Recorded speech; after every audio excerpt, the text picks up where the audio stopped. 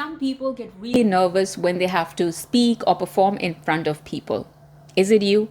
Does your hand start sweating, your voice starts quivering, and you forget what to say? A lot of people will tell you that the workaround for this kind of nervousness and anxiety and stress is to take deep breaths. But as a person with more than 1,000 hours of on-air and on-stage experience, I can tell you that deep breathing doesn't always work. That's because a good supply of oxygen is not what the brain is looking for.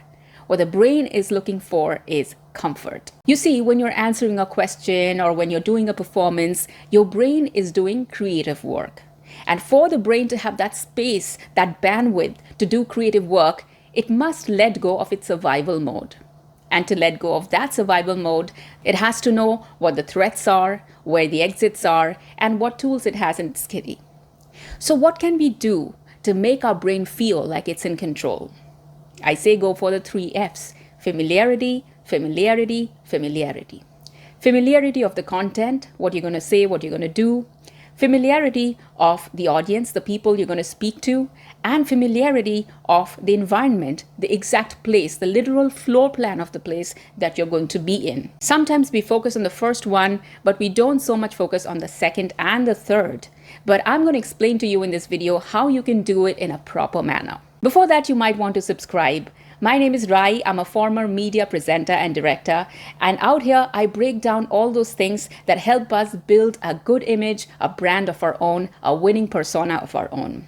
If you're interested, do subscribe. And now let's look at these 3 Fs. Number 1, knowing the content. To handle your stress and performance anxiety, the first thing you need to do is to, of course, know your content. Whatever you're going to say or perform, you have to know it. Not just know it, but practice it enough not to goof up in the moment.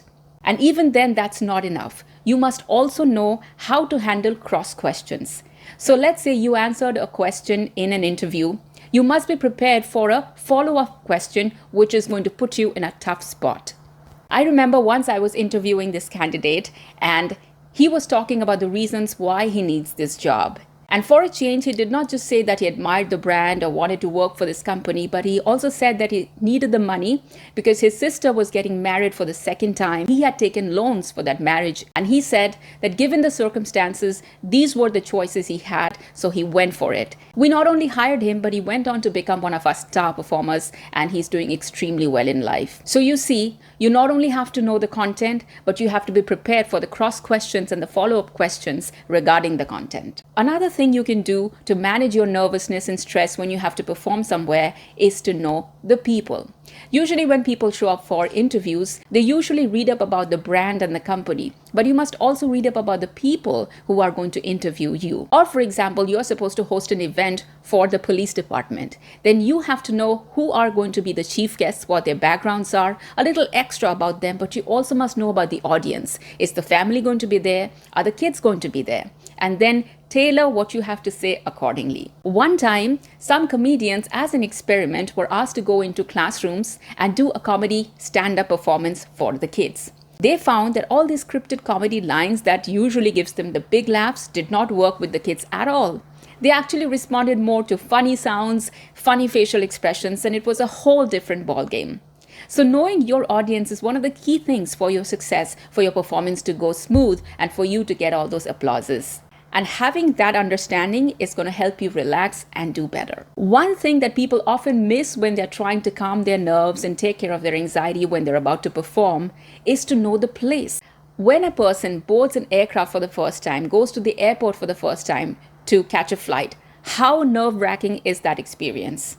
It's always nerve-wracking to go to the airport and catch a flight, but that first time, oof, it's brutal. You don't know how far the airport is, how long it's going to take, if you're going to be late. You don't know what the security at the checkpoint is going to say.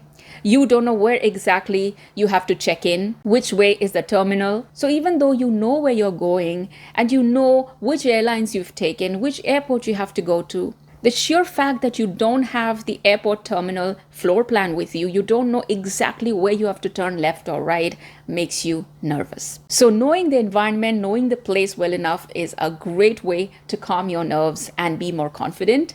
So if you are going to an interview, you might want to go to that company a day before, find out which floor it is, where the elevator or the lift is, where the exits and the entrances are, where the reception is. In fact, even say hi to the receptionist and say you're going to be back the next day because you have an interview. So imagine next day when you actually show up for the interview, how much more relaxed you're going to be. Your brain can completely focus on the interview and not get hassled by so many other decisions it has to take along the way. I hope this video actually helped you. If it did, please do like and subscribe, and I will see you in another video.